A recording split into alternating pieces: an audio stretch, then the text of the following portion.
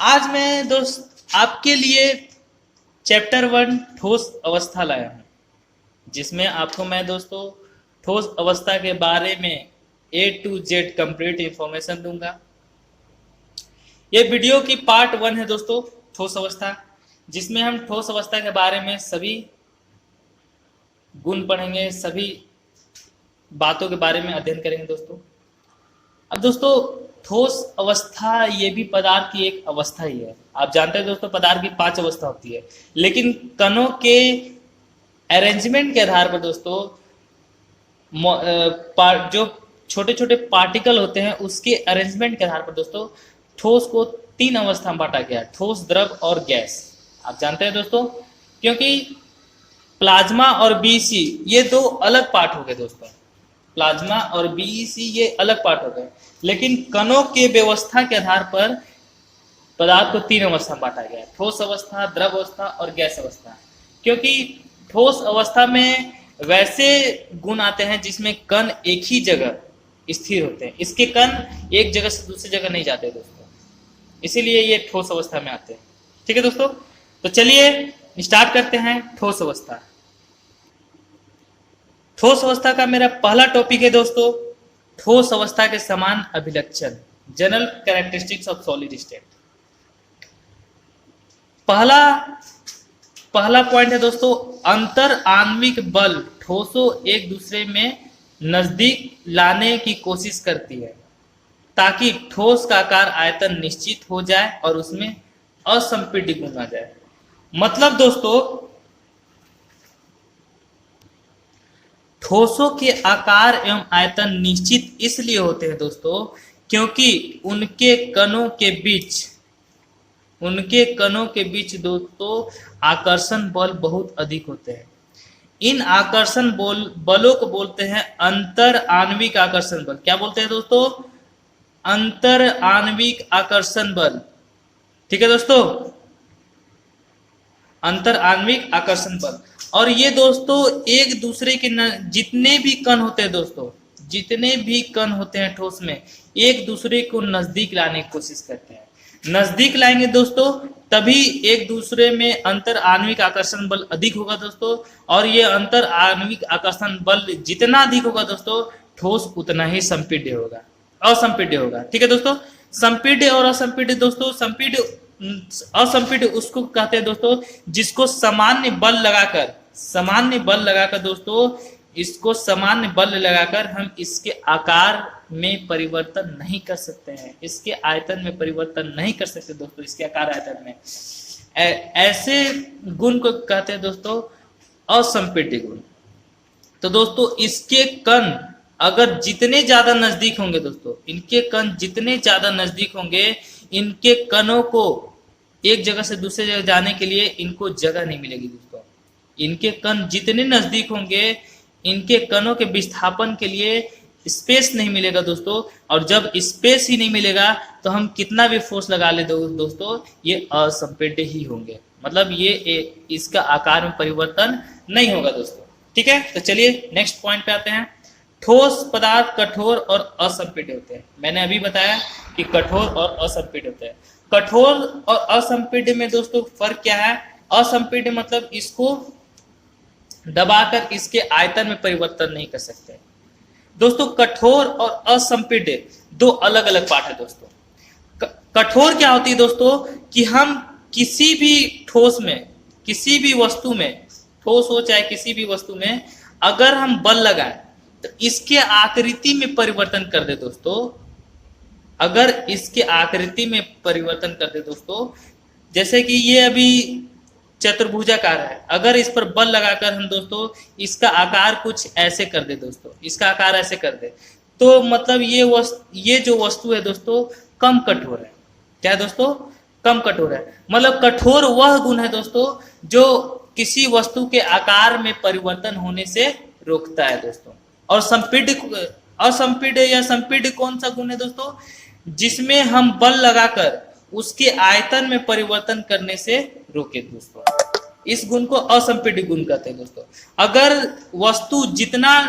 वस्तु के बीच आकर्षण बल जितना अधिक होगा और उनके बीच दूरी जितनी कम होगी दोस्तों, वह वस्तु उतना ही असंपीड्य होगा। मतलब कि हम इस पर बल लगाकर इसके आयतन में परिवर्तन न कर सकेंगे दोस्तों। तो ऐसे गुण को असंपीड्य गुण कहते हैं दोस्तों। और किसी वस्तु में बल लगाकर इसके आकृति में परिवर्तन कर दे दोस्तों, तो ऐसे गुण को हम कहते हैं कठोरता का गुण।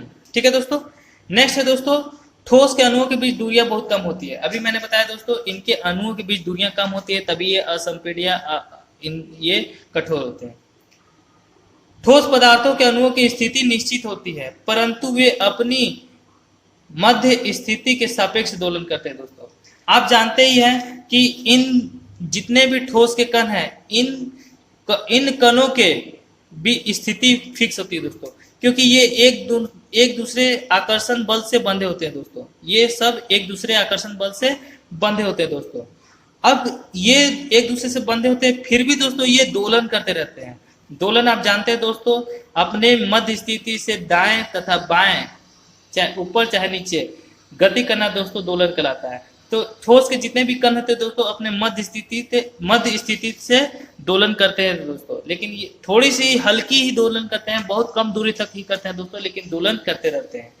तो दोलन करने के कारण ही दोस्तों हम ठोस के एक पॉइंट पर, ठोस के किसी एक छोर पर ऊर्जा दे तो यह ऊर्जा दूसरे छोर पर पहुंच जाती है। यह दोलन की वजह से ही पहुंचती है दोस्तों, कि अगर हम किसी ठोस के एक छोर पर अगर ऊर्जा दें तो वह ऊर्जा दोलन की वजह से धीरे धीरे दूसरे छोर तक पहुंच जाती है। आप किसी भी ठोस के एक कण को, एक छोर को गर्म करें दोस्तों, दूसरा छोर भी गर्म हो जाता है। मतलब वहां पर हम कौन सी ऊर्जा देते हैं दोस्तों, उष्मीय ऊर्जा।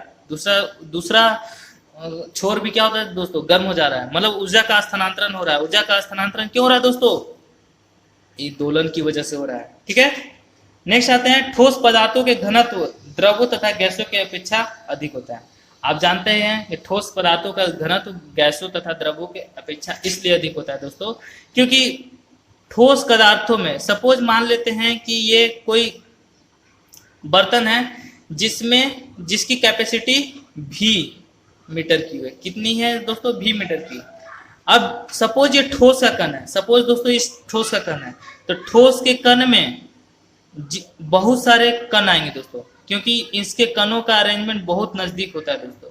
इनके कणों का जो स्थिति होती है दोस्तों बहुत नजदीक होती है। तो सपोज इसमें टोटल नंबर ऑफ कण कितने हैं दोस्तों, सपोज 5000 नंबर ऑफ पार्टिकल है। मान लेते हैं 5000 नंबर ऑफ पार्टिकल है। और एक सेम आयतन का दोस्तों, सेम आयतन का ही कोई द्रव लेते हैं, सेम आयतन का ही कोई द्रव लेते हैं, तो उसमें इस तरह से तो नजदीक कण नहीं रहेंगे दोस्तों, तो दूर पर ही कण रहेंगे दोस्तों, दूर पर कण रहेंगे। कोई द्रव लेते हैं दोस्तों, कोई द्रव लेते हैं तो दूर पर ही कण रहेंगे। तो दूर कण होने की वजह से दोस्तों इसमें जितना कण ठोस में उपस्थित है दोस्तों, उतना कण ये द्रव में उपस्थित हो पाएगा, नहीं हो पाएगा। ठोस से तो कम ही होगा, ठोस से तो कम ही होगा दोस्तों।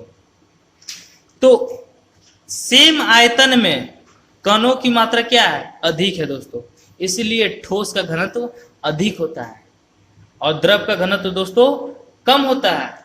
और गैस का घनत्व तो उससे भी कम होता है। अगर हम सेम आयतन का ही कोई द्रव ले, सेम आयतन का ही कोई गैस ले, तो उसमें कण क्या होंगे, बहुत दूर पे होंगे दोस्तों। तो इसमें नंबर ऑफ पार्टिकल्स क्या होंगे दोस्तों, बहुत कम पाए जाएंगे।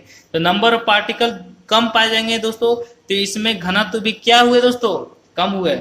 नंबर ऑफ पार्टिकल कम हुए दोस्तों, तो इसका द्रव्यमान भी कम होगा और द्रव्यमान प्रति आयतन घनत्व भी इसका कम होगा। इसमें नंबर ऑफ पार्टिकल ज्यादा है दोस्तों, नंबर ऑफ पार्टिकल ज्यादा होने से इसका घनत्व भी ज्यादा होगा, क्योंकि नंबर ऑफ पार्टिकल थोड़ा ज्यादा होने से इसका द्रव्यमान भी बढ़ जाएगा और द्रव्यमान प्रति आयतन दोस्तों घनत्व होता है तो इससे तो ज्यादा ही होगा और उससे ज्यादा ठोस का होगा, क्योंकि मैंने सभी के आयतन को क्या रखा है दोस्तों, सेम रखा है। ठीक है दोस्तों, तो ठोस के घनत्व इसीलिए सबसे अधिक होती है। तो चलिए दोस्तों नेक्स्ट आते हैं, ठोसों में गैसों तथा द्रवों के अपेक्षा विसरण गुण कम पाया जाता है। मतलब दोस्तों ठोसों में विसरण गुण कम पाया जाता है। ये विसरण गुण क्या होता है दोस्तों, कि वस्तुओं के कणों को एक जगह से दूसरे जगह गति करना दोस्तों, ऊर्जा पाकर एक जगह से दूसरे जगह गति करना दोस्तों, यह गुण विसरण गुण पाया जाता है। ठीक है दोस्तों, वस्तुओं के कण एक दूसरे से दूसरी जगह गति करना, ऊर्जा पाकर दोस्तों, यह गुण विसरण गुण कहलाता है दोस्तों। तो अब मैंने भी दिखाया है कि ठोस के जो कण है बहुत अधिक आकर्षण बल से जुड़े होते हैं सभी कण। तो आकर्षण बल से जुड़े होने के कारण दोस्तों ये आसानी से नहीं निकल सकता, ये एक जगह से दूसरी जगह नहीं जा सकता। और गैस के कणों के बीच आकर्षण बल बहुत कम होता है और ये दूरी भी बहुत अधिक होती है, तो ये आकर्षण बल आसानी से टूट जाते हैं और ये इधर उधर गति करते रहते हैं दोस्तों। तो ठोस के कणों में गति करने की ऊर्जा कम होती है और गैस के कणों में गति करने की ऊर्जा ज्यादा होती है, क्योंकि इसके कण बहुत अधिक गति करते हैं दोस्तों। आप ऐसे भी बोल सकते हैं कि गैस के कणों की गतिज ऊर्जा अधिक होती है, ठोस के कणों की गतिज ऊर्जा क्या होती है दोस्तों, कम होती है। इसीलिए गैस के कण आसानी से एक जगह से दूसरी जगह चले जाते हैं, जिसके कारण उस गैस में विसरण गुण अधिक पाया जाता है दोस्तों। गैस में विसरण गुण दोस्तों अधिक पाया जाता है। तो चलिए दोस्तों, नेक्स्ट टॉपिक है मेरा कणों के बीच व्यवस्थित दूरी को देखते हुए दोस्तों। ये जो मैंने बताया कणों के बीच दूरी को देखते हुए मैंने ठोस, गैस और द्रव की बात नहीं की है दोस्तों, मैं ठोस की बात करता हूं दोस्तों। अब ठोस में भी कणों के बीच दूरी अलग अलग तरीके से व्यवस्थित होती है दोस्तों।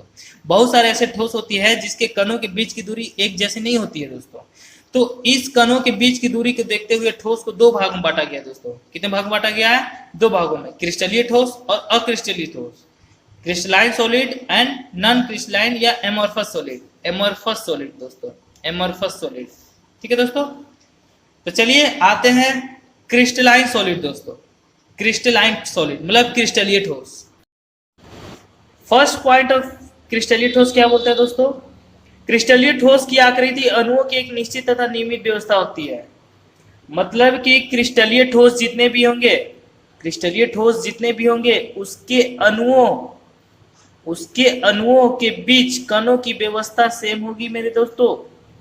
मतलब कि क्रिस्टलीय ठोस की पार्टिकल के बीच की दूरी अगर 5 नैनोमीटर है तो जितने भी पार्टिकल्स होंगे सबके बीच की दूरी 5 नैनोमीटर होगी और इनके बीच जो आकर्षण बल है वो सब एक जैसे होंगे, जिसके कारण इनकी जो कणों की व्यवस्था होती है वो एक जैसी होती है। अगर ये अंतर आकर्षण बल एक जैसे नहीं होंगे तो इनके कणों के बीच व्यवस्था एक जैसी नहीं हो पाएगी और नहीं होने के कारण इनके जो गलनांक है, क्वथनांक है, सब अलग अलग होंगे।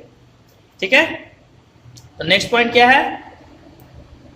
क्रिस्टलीय ठोसों के गलनांक निश्चित होते हैं। मैंने अभी बताया दोस्तों कि अगर ये कणों की व्यवस्था निश्चित इसलिए है क्योंकि इनके कणों के बीच आकर्षण बल एक प्रकार के हैं और कणों के बीच आकर्षण बल एक जैसे होने के कारण इनको तोड़ने के लिए दोस्तों हमें एक निश्चित रूप में ऊर्जा चाहिए और निश्चित रूप में ऊर्जा एक निश्चित तापमान पे मिल सकती है और वो निश्चित तापमान ही दोस्तों क्या कहलाती है? उसका गलनांक कहलाती है। आपने गलनांक का डेफिनेशन तो पढ़ा ही होगा कि जिस तापमान पर कोई भी पदार्थ गलना स्टार्ट हो जाती है, जिस तापमान पर कोई भी पदार्थ गलना स्टार्ट हो जाती है अर्थात उनके कणों के बीच आकर्षण बल टूटना शुरू हो जाती है, तब उस तापमान को उस वस्तु का गलनांक कहते हैं।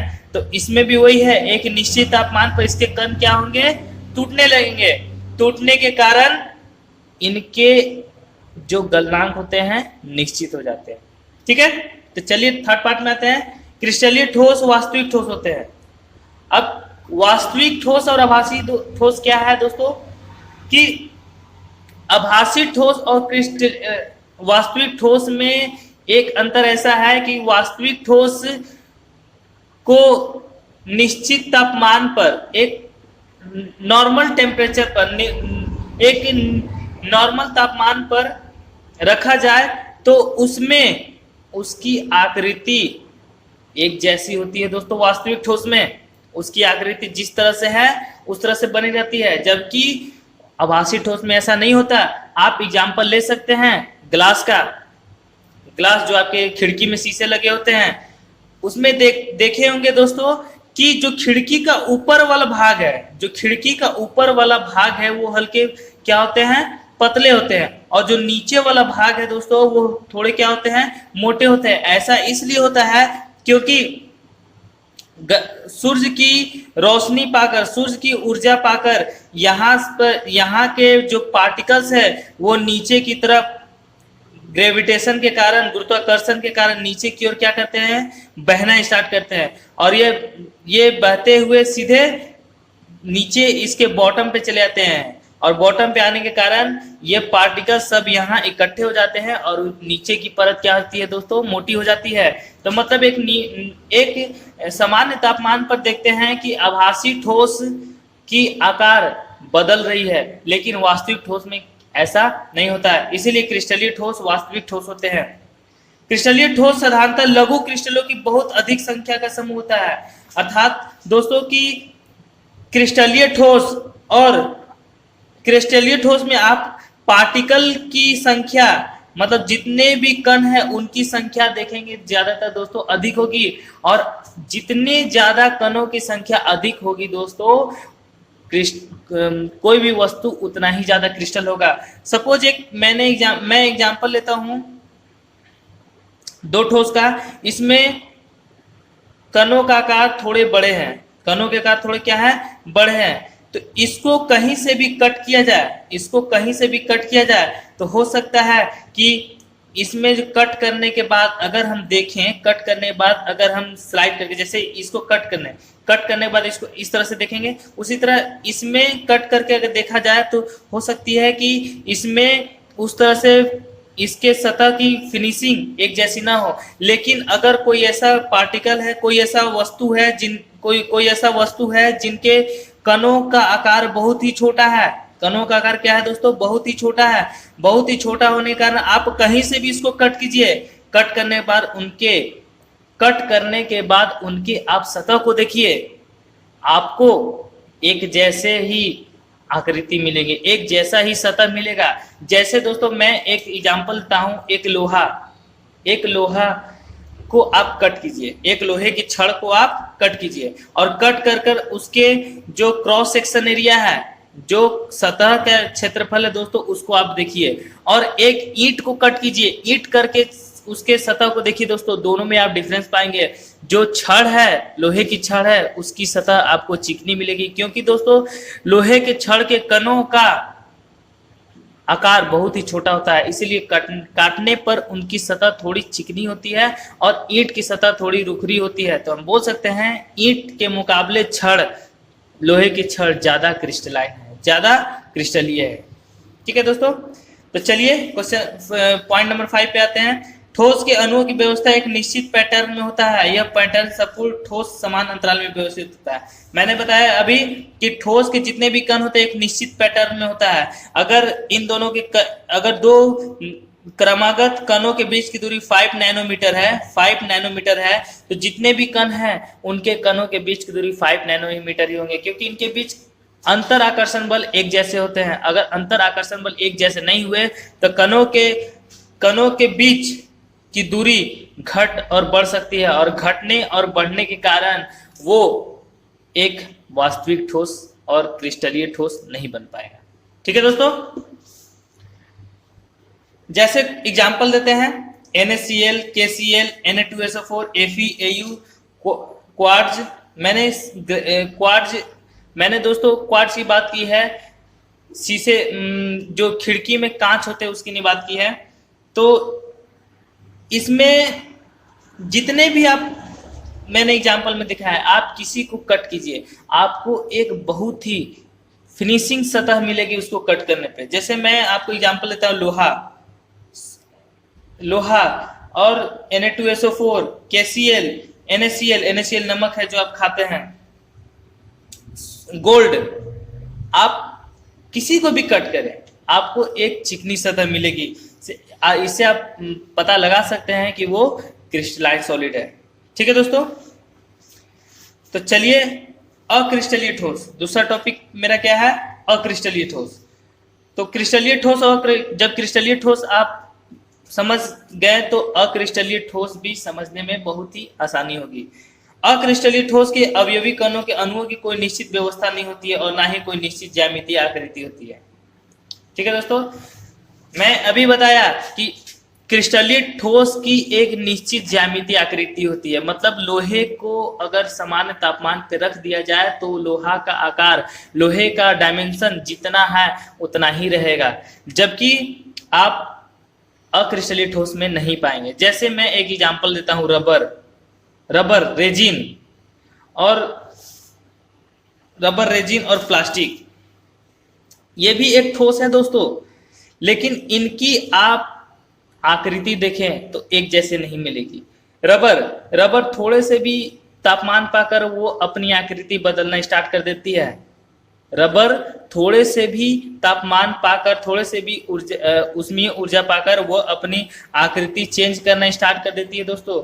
ये हम उस रबर की बात नहीं कर रहे हैं जो इरेजर हमारे पेंसिल को मिटाने के लिए आती है, वो रबर जो पेड़ से निकाली जाती है, उसमें आप देख सकते हैं दोस्तों कि थोड़े से तापमान पाकर वो अपना आकार बदलना स्टार्ट कर देती है, शुरू कर देती है, इसीलिए वो अक्रिस्टलीय ठोस होती है। तो दोस्तों अक्रिस्टलीय ठोस में अवयवी कणों के अणुओं की निश्चित व्यवस्था नहीं होती है, और इसके कणों की रबर के कणों की निश्चित व्यवस्था अगर नहीं होगी दोस्तों, इसके कणों के बीच की दूरी अगर एक समान नहीं होगा, सपोज इसके बीच की दूरी 5 नैनोमीटर है दोस्तों, इसके बीच की दूरी 10 नैनोमीटर है, और इसके बीच की दूरी सपोज दोस्तों 15 नैनोमीटर है, तो इसके जितने भी कण हैं उनके कणों के बीच अंतर आकर्षण बल भी अलग अलग होंगे, और अलग अलग होने के कारण दोस्तों जो कम अंतर आकर्षण बल वाले होते हैं वो जल्दी टूट जाते हैं और वह कण इधर से उधर गमन करना स्टार्ट कर देती है।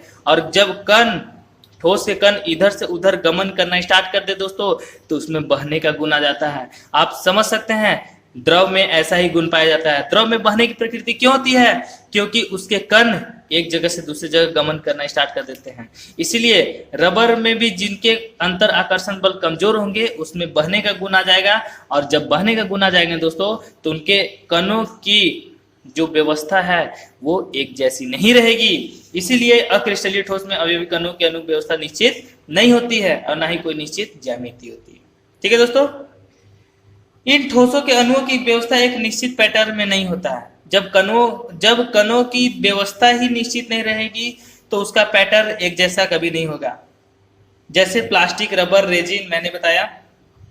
अक्रिस्टलीय ठोसों के गलनांक निश्चित नहीं होते हैं दोस्तों। मैं बताया कि इनके कणों के बीच जब आकर्षण बल एक जैसे नहीं है तो हमें एक निश्चित तापमान नहीं चाहिए, हमें तापमान कम ज्यादा भी हो सकता है, और जब तापमान कम ज्यादा होगा हमें जो इनके बलों को तोड़ने के लिए जितना ऊर्जा चाहिए वो कम ज्यादा भी हो सकती है, और जब ज्यादा और कम होगी तो तापमान भी कम और ज्यादा होगा, और जब तापमान कम ज्यादा होगा दोस्तों तो उसके गलनांक भी निश्चित नहीं होंगे। इसीलिए गलनांक अक्रिस्टलीय ठोसों के गलनांक निश्चित नहीं होते हैं। नेक्स्ट पॉइंट पे आते हैं दोस्तों।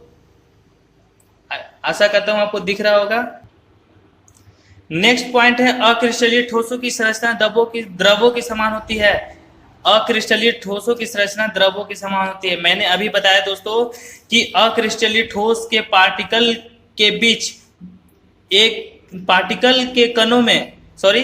अक्रिस्टलीय ठोसों के जो कण होते हैं उनमें एक जगह से दूसरी जगह गमन करने की प्रकृति होती है। जैसा कि आप जानते हैं कि द्रव में भी द्रव के कण एक जगह से दूसरी जगह गमन करते हैं, इसलिए द्रव में बहने के गुण आती है, जिसके कारण अक्रिस्टलीय ठोस भी उनके कण एक जगह से दूसरी जगह गमन करते हैं, जिनके कारण इस अक्रिस्टलीय ठोस के जैसा ही व्यवहार होता है द्रव का। तो हम बोल सकते हैं कि अक्रिस्टलीय ठोसों की संरचना द्रवों के समान होती है। इसमें बहने की प्रकृति होती है, मैंने अभी बताया दोस्तों, परंतु इनका बहाव बहुत मंद गति से होता है, इसलिए इन्हें अति शीतल द्रव या आभासी ठोस कहा जाता है। मैं अभी पहले ही बता चुका दोस्तों। अब मैं एक एग्जाम्पल दिया हूँ ठोस का, मैं एक एग्जाम्पल दिया हूँ खिड़की के ग्लास का आप देख सकते हैं, खिड़की के ग्लास का ऊपरी सतह पतला होता है और निचली सतह मोटा होता है, क्योंकि ग्लास में बहने के गुण पाए जाते हैं दोस्तों। जो खिड़की में कांच लगे होते हैं उसमें बहने के गुण पाए जाते हैं, और बहने के गुण के कारण, गुरुत्वाकर्षण बल के कारण जितने भी कण हैं वो नीचे की ओर गति करना स्टार्ट करती है दोस्तों। गुरुत्वाकर्षण बल के कारण कांच के जो कण हैं वो नीचे की ओर गति करना स्टार्ट करें। सपोज ये खिड़की का कांच है दोस्तों, तो खिड़की के कांच में जितने भी ग्लास में पार्टिकल्स होंगे दोस्तों ऊपर की ओर, ऊर्जा पाकर वो नीचे की ओर, सूरज की रोशनी के से ऊर्जा पाकर वो नीचे की ओर बहना स्टार्ट करेंगे, और बहकर सब नीचे इसके बॉटम में जमे हो जाएंगे, जिसके कारण कांच खिड़की की निचली सतह मोटी हो जाती है। तो इस तरह के ठोस आभासी ठोस कहते हैं, क्योंकि इनके कणों की न ही निश्चित आकृति है न ही निश्चित आकार है। ऐसे ठोस आभासी ठोस कहलाते हैं। ठीक है। अक्रिस्टलीय ठोस आइसोट्रोपिक होते हैं। आइसोट्रोपिक का मैं मतलब दोस्तों इसी वीडियो में आगे टॉपिक है आइसोट्रोपिक और एनाइसोट्रोपिक, मैं उसमें डिस्कस करूंगा दोस्तों। तो अभी आते हैं नेक्स्ट पॉइंट पे, क्योंकि आइसोट्रोपिक एक मैं अलग से टॉपिक बताया हूं आगे वाले वीडियो में। इसी वीडियो में आने वाले टॉपिक में मैं आइसो और एनाइसोट्रोपिक दोनों बताऊंगा दोस्तों। तो नेक्स्ट पॉइंट पे आते हैं। अक्रिस्टलीय ठोसों को पिघलाकर धीरे धीरे ठंडा होने पर क्रिस्टलीय ठोस बनाया जा सकता है। मतलब दोस्तों कि अगर अक्रिस्टलीय ठोस है उसको आप पिघलाकर ठंडा करके क्रिस्टलीय ठोस बना सकते हैं। जैसे रबर अक्रिस्टलीय ठोस है, उसको पिघलाकर क्रिस्टलीय ठोस, उनके टायर बनाए जाते हैं। बहुत सारे रबर के यूज हैं, जो कि जो बस के टायर होते हैं वो एक क्रिस्टलीय जैसा व्यवहार करते हैं। ठीक है। अब आते हैं विषमदैशिकता। क्या है दोस्तों? विषमदैशिकता। मैं अभी पहले डिस्कस किया हूं कि मैं एनाइसोट्रोपी और आइसोट्रोपी दोनों डिस्कस करूंगा। तो चलिए देखते हैं विषमदैशिकता की ओर। तो विषमदैशिकता क्या कहती है दोस्तों? घनीय क्रिस्टल की संरचना के अलावा अन्य सभी क्रिस्टलीय ठोसों की भौतिक गुणधर्म जैसे चालकता, अपवर्तनांक, कठोरता, तनन आदि का मान विभिन्न दिशाओं में भिन्न भिन्न होते हैं। यह गुण ऐसे ठोसों की विषमदैशिकता कहलाती है। इसका मैं मतलब समझाता हूं दो पॉइंट लेकर, एक तनन और एक अपवर्तनांक लेकर दोस्तों। इस पूरे गुण को मैं दो गुणधर्म लेकर बताता हूं दोस्तों। मतलब क्या बोलता है विषमदैशिकता कि जितने भी घनीय क्रिस्टल है इनके तनन अपवर्तनांक अलग अलग दिशाओं में सेम होते हैं। तो चलिए दोस्तों इसको समझते हैं। तनन के बारे में पहले समझते हैं। विषमदैशिकता गुण अलग अलग डायरेक्शन में, अलग अलग दिशाओं में अलग अलग होते हैं। यही गुण विषमदैशिकता कहलाती है। तो जैसे दोस्तों हम लोग समझते हैं पहले तनन के बारे में। क्या समझते हैं दोस्तों? पहले तनन के बारे में। तो देखिए दोस्तों, आप जानते हैं कि क्रिस्टलीय संरचना में जितने भी कण हैं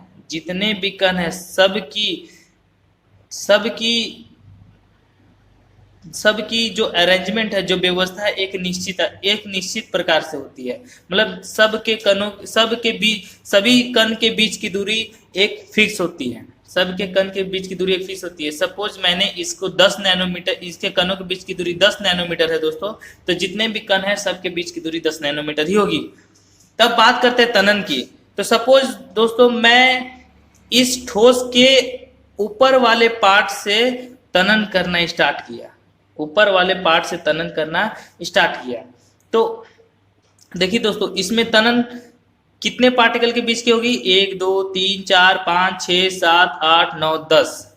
तो इसमें सिर्फ 10 पार्टिकल है। 1 2 3 4 5 6 7 8 9 10, यानी एक आकर्षण बल, 2 आकर्षण बल, 3 आकर्षण बल, 4 आकर्षण बल। इसी तरह से बीच में कितने आकर्षण बल आएंगे दोस्तों? 9 आकर्षण बल आएंगे। 10 पार्टिकल है तो आकर्षण बल कितने आएंगे दोस्तों? 9 आकर्षण बल। मतलब इनके कणों के बीच 9 आकर्षण बल है, और हमें 9 आकर्षण बल को तोड़ने के लिए हमें रिक्वायर्ड क्वांटिटी में बल चाहिए। ठीक है दोस्तों। लेकिन अगर हम इस डायरेक्शन में खींचे, मतलब अक्षीय, मतलब कि जिस दिशा में मेरा अक्षीय दिशा में बात करते हैं, अक्षीय दिशा में अगर हम बल लगाकर इसको खींचते हैं तो तनन में सिर्फ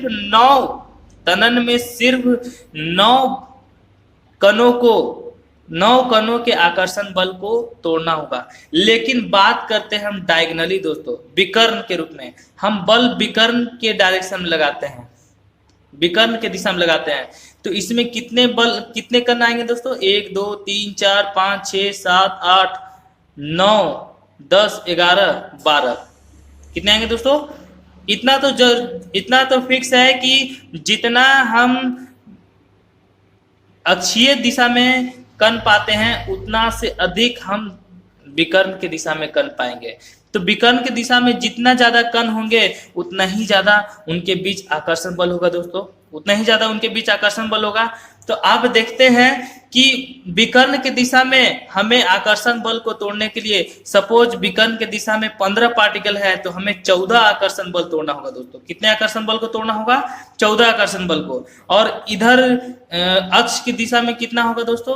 कम से कम 9 आकर्षण बल। तो आप देख सकते हैं कि अगर हम दिशा बदलते हैं तो तनन करने के लिए हमें बल भी अलग अलग लगानी पड़ रही है। मतलब कि दिशा बदलते हैं तो तनन भी क्या होती है दोस्तों? बदलती है। यही गुण विषमदैशिकता बताती है दोस्तों, ठीक है?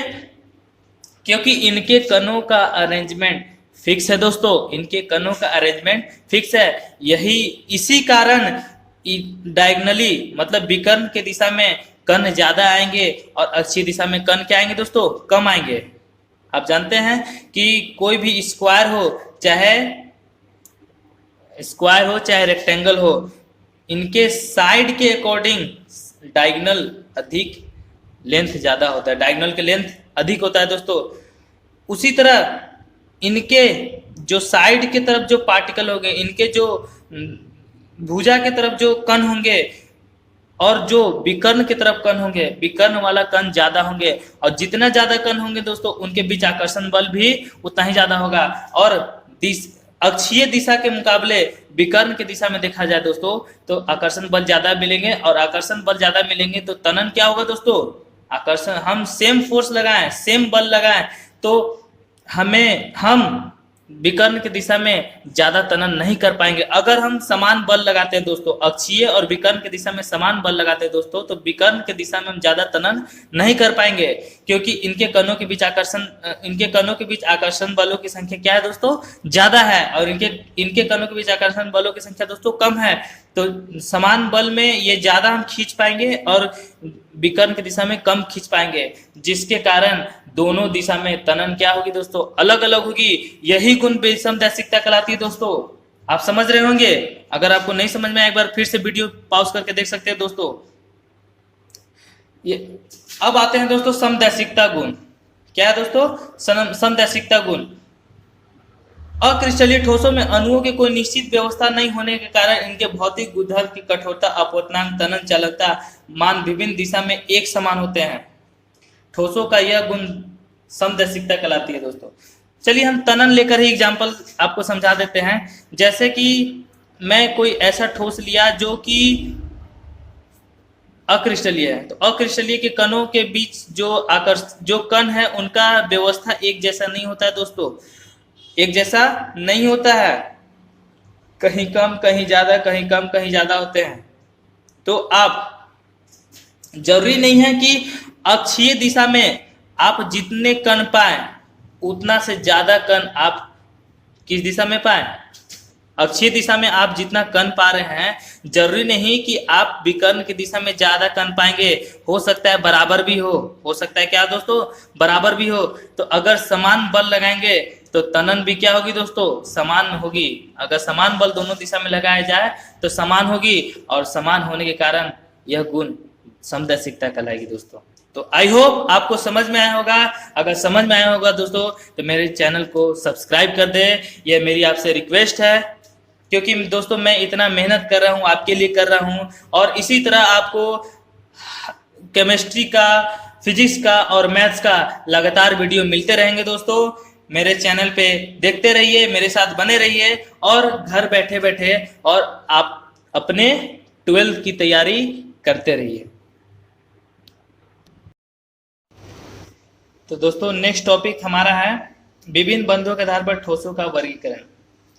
दोस्तों हमारे 11th क्लास में विभिन्न प्रकार के बंध दिए हुए थे, जैसे मैं उसमें से 4 का जिक्र कर रहा हूँ। आणविक बंध। आणविक बंध क्या है? आप जल का संरचना देख लीजिए, बर्फ की संरचना।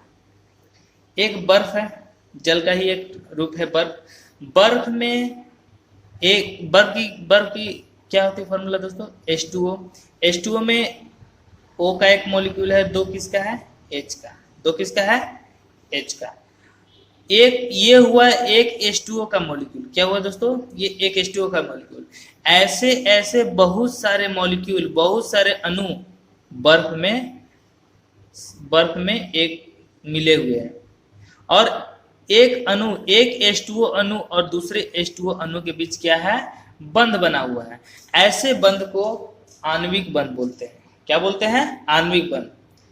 ये है आयनिक बंध। दूसरा क्या है मेरा? आयनिक बंध। आप आयनिक बंध भी जानते हैं कि आयनों, जैसे कि एक मेरा Na+ है आयन, और दूसरा क्या है? Cl-। Na+ और Cl- मिलकर जो बंध बनाते हैं वो होता है आयनिक बंध, क्योंकि ये आयनों से मिलकर बंध बना है।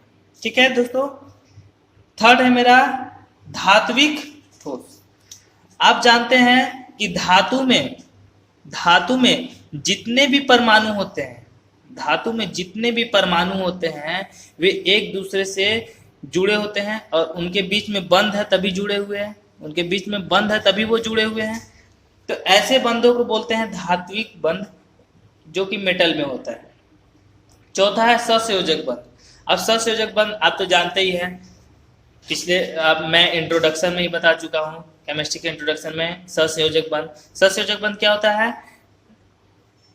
दो ऐसे परमाणु जिन्हें इलेक्ट्रॉनों की आवश्यकता है, तो दोनों को जितने इलेक्ट्रॉन की आवश्यकता है एक दूसरे से शेयर करके क्या बनाते हैं दोस्तों? बंध बनाते हैं। जैसे हम बात करते हैं Cl2 की। Cl2 में 2 क्लोरीन परमाणु हैं, और दोनों क्लोरीन परमाणु में एकक इलेक्ट्रॉन की आवश्यकता है। तो इनके बाहरी कक्ष में कितने इलेक्ट्रॉन होते हैं? 7 इलेक्ट्रॉन होते हैं। इसके भी बाहरी कक्ष में 7 इलेक्ट्रॉन है। अब इनके बाहरी कक्ष में 7 इलेक्ट्रॉन है, फिर भी इसके अष्टक नियम को पूरा करने के लिए 1 इलेक्ट्रॉन चाहिए, और ये 1 इलेक्ट्रॉन नहीं मिलता तो आपस में ही एकक इलेक्ट्रॉन की साझेदारी कर लेते हैं। आपस में ही एकक इलेक्ट्रॉन की क्या करते हैं दोस्तों? साझेदारी कर लेते हैं। साझेदारी करने पर इस क्लोरीन के भी अष्टक पूरे हो जाते हैं, इस क्लोरीन के भी अष्टक पूरे हो जाते हैं। ऐसे बंध को सहसंयोजक बंध बोलते हैं। तो ये 4 बंधों के आधार पर हमारे ठोसों को 4 प्रकार में बांटा गया है। पहला है आणविक ठोस, दूसरा है आयनिक ठोस। दोस्तों क्या है ये? आयनिक ठोस है। ये आणविक नहीं, आयनिक ठोस है, आयनिक ठोस। तीसरा है धात्विक ठोस, मेटालिक सॉलिड। चौथा है सहसंयोजक ठोस या नेटवर्क ठोस। चलिए फर्स्ट ठोस पे आते हैं, आणविक ठोस। वह ठोस जिसका निर्माण अणुओं से मिलकर बना हुआ है आणविक ठोस कहलाते हैं। मैंने अभी बर्फ का एग्जांपल दिया। बर्फ में क्या होते हैं कि बर्फ के जितने भी अणु हैं, बर्फ में क्या है दोस्तों कि H2O के जितने भी अणु हैं, बर्फ जल की संरचना है और जल का ही एक अवस्था है, तो बर्फ में जल के ही अणु होंगे। तो जल के सभी अणु मिलकर ठोस का निर्माण करते हैं। जल के सभी अणु मिलकर एकक अणु मिलकर क्या करते हैं? ठोस का निर्माण करते हैं, और ऐसे ठोसों को आणविक ठोस कहते हैं। क्या कहते हैं दोस्तों? आणविक ठोस कहते हैं। नेक्स्ट आते हैं इनके प्रकार पर। ये 3 प्रकार के होते हैं, अध्रुवीय आणविक ठोस, ध्रुवीय आणविक ठोस और हाइड्रोजन आबंधित आणविक ठोस। तो चलिए 1 बाय 1 डिस्कस करते हैं। अध्रुवीय आणविक ठोस, ध्रुवीय आणविक ठोस और हाइड्रोजन आणविक ठोस के बारे में। फर्स्ट है अध्रुवीय आणविक ठोस। वह ठोस जिनके अणु अध्रुवीय होते हैं, अर्थात वे सहसंयोजक बंध से बंधे होते हैं।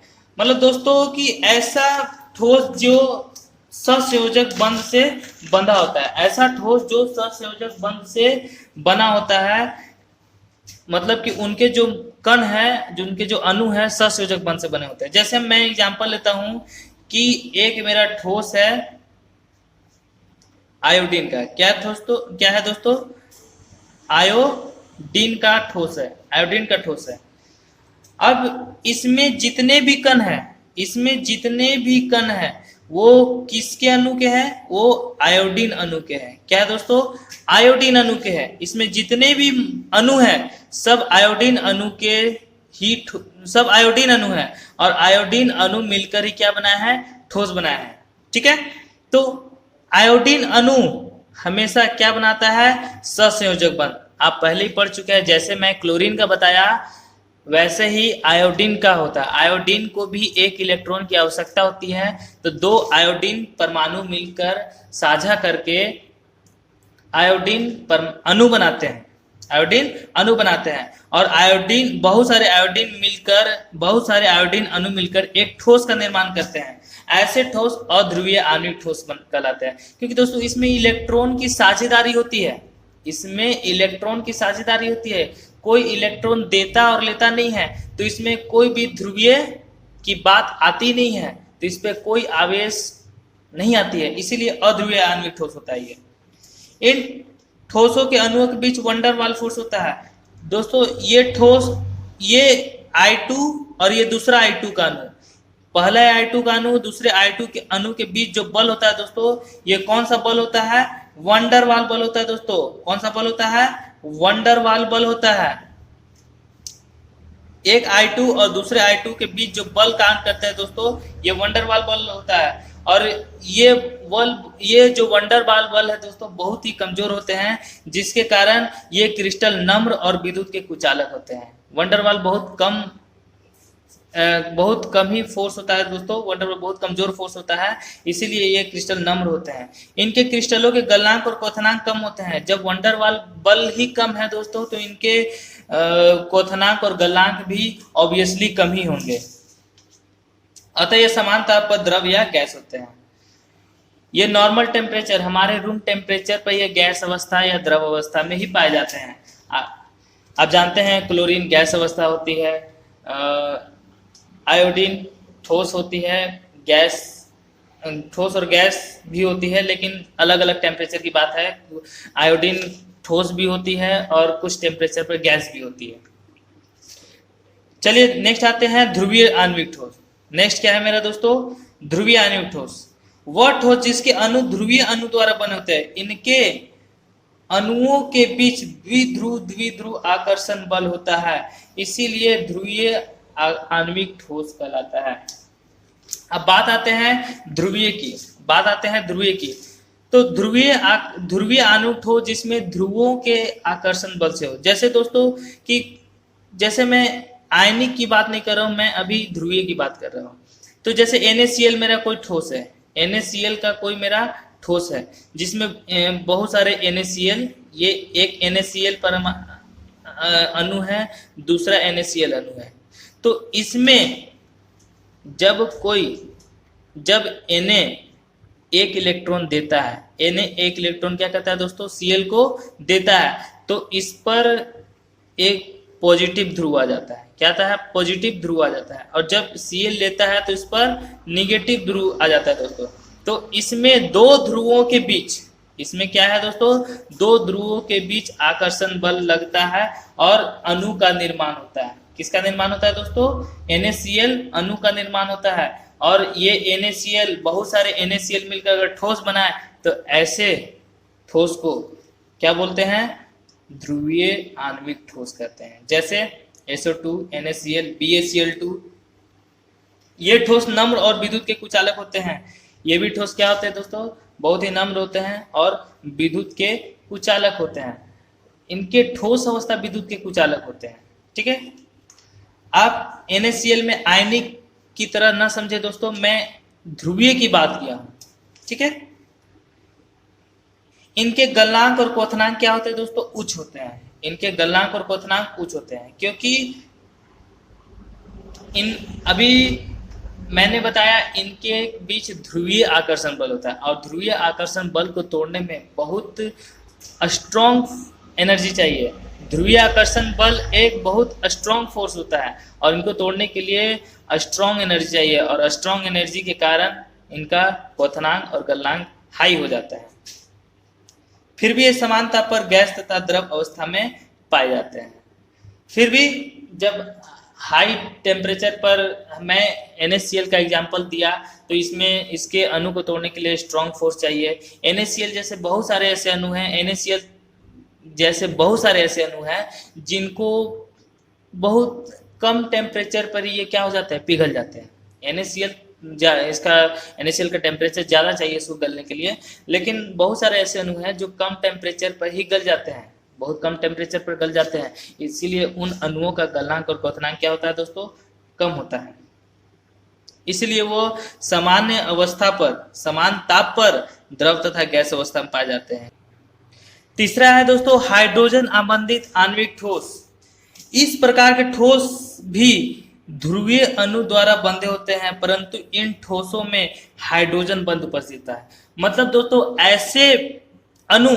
ऐसे अणु जो हाइड्रोजन बंध से बने हैं, ऐसे अणु दोस्तों जो हाइड्रोजन बंध से बने होते हैं। जैसे कोई मेरा एक ठोस है,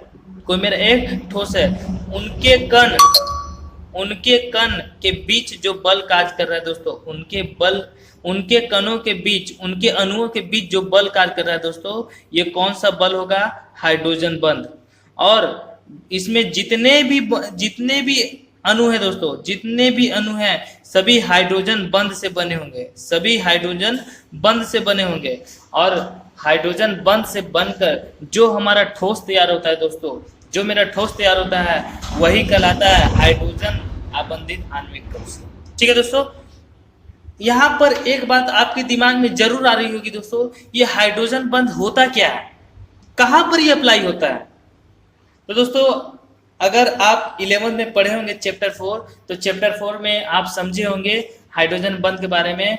अगर नहीं समझ में आता है दोस्तों तो एक बार मेरा वीडियो फिर से देख लीजिए। फिर भी मैं यहाँ पर समझा दे रहा हूँ हाइड्रोजन बंध क्या होता है दोस्तों। हाइड्रोजन बंध समझने के लिए दोस्तों सबसे पहले आपको पता होना चाहिए हाईली इलेक्ट्रोनेगेटिव एलिमेंट, जो सबसे ज्यादा विद्युत ऋणात्मक तत्व है। तो याद रखिएगा, fluorine, oxygen, nitrogen and chlorine, ये चार है दोस्तों। ज्यादातर आप 3 मेंशन करके चलिए, FON फोन, आप ऐसे भी याद रखना है। फोन कॉल आप जानते हैं ना, उसी तरह से आप ऐसे भी याद कर सकते हैं, फोन कॉल। तो ये बहुत ज्यादा हाईली इलेक्ट्रोनेगेटिव मेटल है दोस्तों, बहुत अधिक विद्युत ऋणात्मकता वाला। अगर हाइड्रोजन इन तीनों के संपर्क, इन चारों का नाम हम 3 का मेंशन कर रहे हैं दोस्तों, इन तीनों के संपर्क में आए तो हाइड्रोजन इनके साथ एक बहुत कमजोर बंध बनाता है, जिन्हें हाइड्रोजन बंध कहते हैं। जैसे दोस्तों मैं एक एग्जांपल देता हूं जल का, जल का। अगर जल की संरचना देखें तो जल की संरचना आप जानते हैं, ये 104 डिग्री का कोण बनाता है। तो ऑक्सीजन है और ये हाइड्रोजन है। दूसरी जल की संरचना क्या है दोस्तों, दूसरी जल की संरचना है हाइड्रोजन। ठीक है दोस्तों, अगर ये हाइड्रोजन इन तीनों में से, हम 3 की बात कर रहे हैं दोस्तों, चारों में होता है, इन तीनों में से किसी के भी संपर्क में आए, इन तीनों में से किसी के भी संपर्क में आए तो हाइड्रोजन जरूर इन तीनों में से एक बंध बनाता है और वही हाइड्रोजन बंध होता है। एक बहुत ही वीक बंध होता है दोस्तों, इसको डॉट डॉट से डिनोट करते हैं। तो यहाँ पर दोस्तों जो बंध बन रहा है, यहाँ पर जो दोस्तों बंध बन रहा है, इसी को बोलते हैं हाइड्रोजन बंध। क्या बोलते हैं दोस्तों, हाइड्रोजन बंध। आप नाइट्रोजन के केस में भी देख सकते हैं। सपोज NH3 है, क्या है, NH3 है। NH3 का एक अणु है, दूसरे में भी NH3 का एक अणु है, दूसरे में भी NH3 का एक अणु उपस्थित है। ये एक पूरा ठोस है जिसमें NH3 का अणु उपस्थित है। तो देखिए दोस्तों, जैसी हाइड्रोजन नाइट्रोजन के संपर्क में आए, मैं बताया था कि इन चारों में से कोई, तो देखिए दोस्तों नाइट्रोजन भी है, नाइट्रोजन के संपर्क में हाइड्रोजन आ गया तो नाइट्रोजन और हाइड्रोजन एक बहुत ही कम आकर्षण बल वाला बंध बनाएंगे, जिनको बोलेंगे दोस्तों हाइड्रोजन बंध। आई होप आपको हाइड्रोजन बंध के बारे में कॉन्सेप्ट क्लियर हो गया होगा। देखिए H2O में भी हाइड्रोजन बंध बनता है दोस्तों, NH3 में भी बनता है, एंड अल्कोहल यह है इथेनोइक अम्ल, सॉरी इथेनॉल, यह क्या दोस्तों इथेनॉल है, C2H5OH इथेनॉल आप पढ़े होंगे 10th क्लास में, तो इनके बीच भी हाइड्रोजन बंध बनता है। अब हाइड्रोजन बंध का आप देख सकते हैं HO के बीच में, O और H के बीच में जो बंध बन रहा है वो हाइड्रोजन बंध है। ये इसमें देखिए NH3 में भी जो बंध बन रहा है N और H के बीच में, ये भी हाइड्रोजन बंध है। समानतः कमरे के ताप पर ये वाष्पशील द्रव तथा नम्र ठोस होते हैं। देखा जाए हाइड्रोजन बंध वाले जितने भी ठोस होते हैं वो कमरे के ताप पर वाष्पशील द्रव होते हैं, नहीं तो नम्र ठोस होते हैं। आप अमोनिया ले लीजिए NH3 देखिए दोस्तों, ऐसा द्रव है जो तुरंत वाष्प में बदल जाता है। अमोनिया एक ऐसा द्रव है दोस्तों, आप हाथ पे रखिए तुरंत द्रव में बदल जाएगा। ये ठोस अवस्था में विद्युत का कुचालक होते हैं, परंतु द्रव अवस्था में सुचालक होते हैं। आप ठोस अवस्था में इसकी बात करें तो ये विद्युत का कुचालक होते हैं और द्रव अवस्था में विद्युत का सुचालक होते हैं। ठीक है दोस्तों, तो आई होप आपको समझ में आया होगा आणविक ठोस के बारे में।